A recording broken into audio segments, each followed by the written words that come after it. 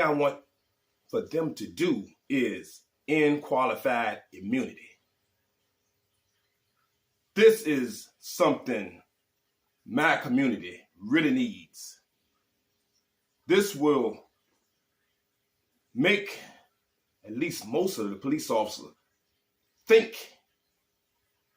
before they do the wrong, the evil.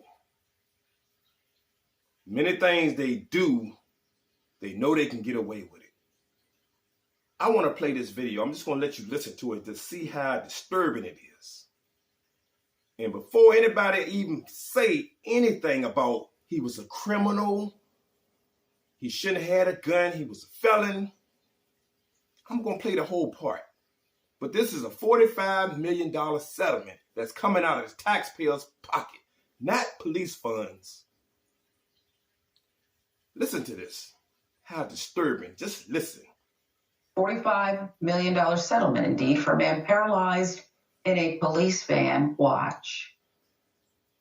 To me, it was done intentionally.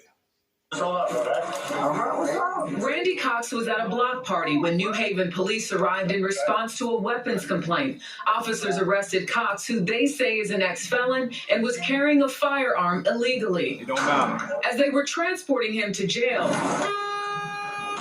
authorities say Officer Oscar Diaz was speeding and came to a sudden stop to avoid an accident. As a result, Cox's head is slammed against the back of the van, which had no seatbelt. What are you speeding for? What are you speeding for? I can't hear you. Can't hear him. Despite Cox's repeated calls for help, it took the officer almost 4 minutes to check on him. Can you move at all? I can't move. Before calling an ambulance to meet him at the police station. When the van arrived, several other officers were waiting and began berating Cox to get out. Move your leg. Sit up. Roll over. I'm listening, bro. Sit up. I can't move.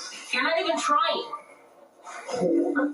About 3 minutes later, they dragged Cox Did he feet tell him what he first did? out of the van. Did you tell him what happened? You just drank too much. Just drink too much. Before officers forcefully hoisted him into a wheelchair. Cox is processed and dragged into a holding cell about 10 minutes after the van arrived at the station. He was placed on the floor where an officer shackled his legs, but he couldn't move as he was paralyzed from the chest down. Regardless if you know this man is paralyzed or not, why shackle this man when you just threw him behind bars? Where is he going? Shackle this man. This man is handcuffed. Lay this man on the floor like he's a piece of trash. This is what they do. I'm not going to even say just black folks. Melanated folks. This is what they do, these police officers. So I don't see why people defend police officers in America. Why? Be a police cheerleader. Like I said, it doesn't matter if he had a gun, if he was a felon. It doesn't matter.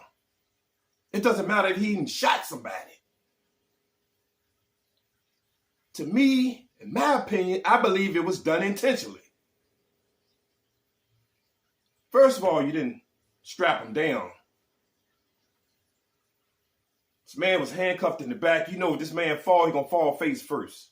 Head first. He's not going to be able to catch himself. So why are this police officer even speeding? Why are you speeding? That should be a charge right there. Reckless. But to make this story short, this is a $45 million settlement that the taxpayers have to pay. These police officers are out of control. This is one reason why I stopped voting. No one out here going to end qualified immunity. Whenever it's brought up, they shut it down. It's like the George Floyd Policing Act. They see qualified immunity down there on, we can't have it. No. not getting that. They have these no-knock warrants. When they bust up in people, I've seen many videos of people, these police officers entering the wrong house, doing a raid. You cannot sue these police officers. The lawsuits are funded by the taxpayers. So remember when Trump said Joe Biden wants to defund the police, and Biden said, no, I want to give them more money. They don't deserve more money. So I'm going to pretty much end this video. I wanted to make it short. Go back and check out my other video. Like I said, wake up or stay woke. If you're not woke, wake up. If you already woke, stay woke. Like I said, we need to hold our votes. A lot of melanated people like myself, my community, have been voting for the Democrats. Again, we need to start demanding something. We didn't get anything. So you think these politicians, oh, we getting something. Yeah, that's if everybody else is getting something. So if your insurance is better, like this Obamacare, affordable health care, or whatever you want to call it. So it may be better for some people, but that's not specifically for black folks. Qualified immunity. We want that. Unqualified immunity. That's something we want. Believe me, that would help us a lot. It would get that target off our backs. Even though they will still target us, but not as much. When they know they can lose a lot, at least give us a fighting chance in court. But to say, no, you can't sue them, no, that's wrong, man. Unqualified immunity. Give us an anti-black hate crime bill like they did the Asians. Reparations. I don't know. We've been asking for that. It's been a big talk about that. They want to do an 8-year study and all this old mess. To me, I really feel like it's never going to happen. I may be wrong, but I don't think it's going to be in my lifetime.